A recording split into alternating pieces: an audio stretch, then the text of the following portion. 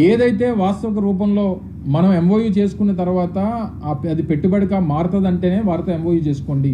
లేని పక్షంలో మనకి ప్రచార ఆర్భాటాలు ఉండడానికి వీల్లేదు.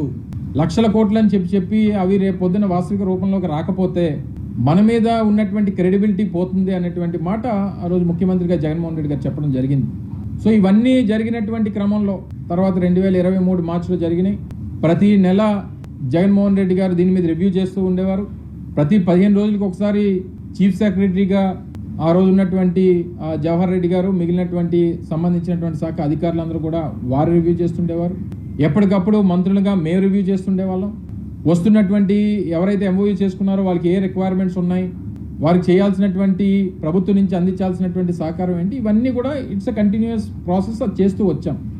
2024లో అధికారం కోల్పోయిన తర్వాత బహుశా వారు అధికారంలోకి వచ్చిన తర్వాత మొట్టమొదటి సమావేశం 2000 గడిచినటువంటి 16-17 మాసాలుగా వారు చెప్తున్నటువంటి పెట్టుబడులన్నీ కూడా టాటాకు సంబంధించి కానీ, మిట్టలకు సంబంధించి కానీ, రెన్యూ పవర్కి సంబంధించి కానీ, గూగుల్కి సంబంధించి, అదాని డాటా సెంటర్కి సంబంధించి కానీ, అంటే మీరు కొత్తగా ఏం తీసుకొని వచ్చారు, కొత్తగా ఏం ఇన్వెస్ట్మెంట్స్ని ఇక్కడికి ఆకర్షించారు అనేటువంటి విషయం మీద ఇప్పటికీ కూడా క్లారిటీ ఇవ్వలేకపోతున్నారు. 2023లో ఇదే గ్లోబల్ ఇన్వెస్టర్స్ సమిట్ నిర్వహించినప్పుడు అదే వేదిక మీద ఉన్నటువంటి వ్యాపార దిగ్గజాలు ఎవరు ఒకసారి ఆ ఫోటో ఈ ఫోటో పక్క పెట్టి చూడండి.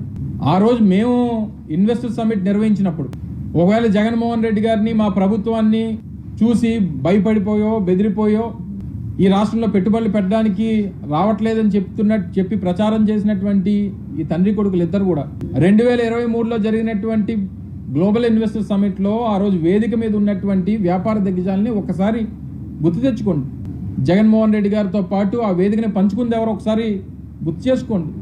రిలయన్స్ అధినేత అయినటువంటి ముఖేష్ అంబానీ, అదానీ సంస్థలకు సంబంధించినటువంటి కరణ్ అదానీ, దాల్మియా సిమెంట్కి సంబంధించి దాల్మియాస్, జిందాల్కి సంబంధించి నవీన్ జిందాలు, ఓబ్రాయ్కి సంబంధించినటువంటి ఓబ్రాయ్స్, బంగారు సిమెంట్కి సంబంధించి సంజయ్ బంగార్ గారు, సెంచురీ ప్లైవుడ్కి సంబంధించి బజాంగా గారు, సైంట్ టెక్నాలజీ సంబంధించి బీవీఆర్ మోహన్ రెడ్డి గారు, ఇదే జిఎంఆర్ సంస్థ అధినేత అయినటువంటి మల్లికార్జునరావు గారు. నిన్న స్టేజ్ మీద ఎవరు ఉన్నారండి? క్యాబినెట్ అంతా కూర్చున్నారు స్టేజ్ మీద. చూస్తే నాకు తెలిసి నేను చూసిన స్టేజ్ అయితే మాత్రం ముఖ్యమంత్రి గారితో నేను చూసినటువంటిది ఎవరనంటే కరణ్ అదానీ గారు, పాపం జిఎంఆర్ గారు, పాపం ఎయిర్పోర్ట్ కడుతున్నారు, ప్లస్ మన ప్రాంతానికి చెందినటువంటి వ్యక్తి పెద్ద అయిన వారు. నాకు తెలిసి వీరి ఇరువురు తప్పితే మిగిలినటువంటి వ్యాపార దిగ్గజాలను ఒక్కరిని చూపించండి. అంటే మీ మీద నమ్మకం ఉన్నట్ట, మా మీద నమ్మకం ఉన్నట్టు ఆ రోజు మీ వ్యక్తిగతమైనటువంటి ఇమేజ్ బిల్డింగ్ కోసం దీన్ని ఉపయోగించుకునేటువంటి కార్యక్రమంలా కనబడతా ఉంది. కొడుకేమో తండ్రిని పొగుడతాడు, తండ్రి ఏమో కొడుకుని పొగుడతాడు. మీ ఇద్దరు ఒకరికొకరు తబలా కొట్టుకోవడానికి 100 కోట్ల రూపాయలు ఖర్చు పెట్టాలా?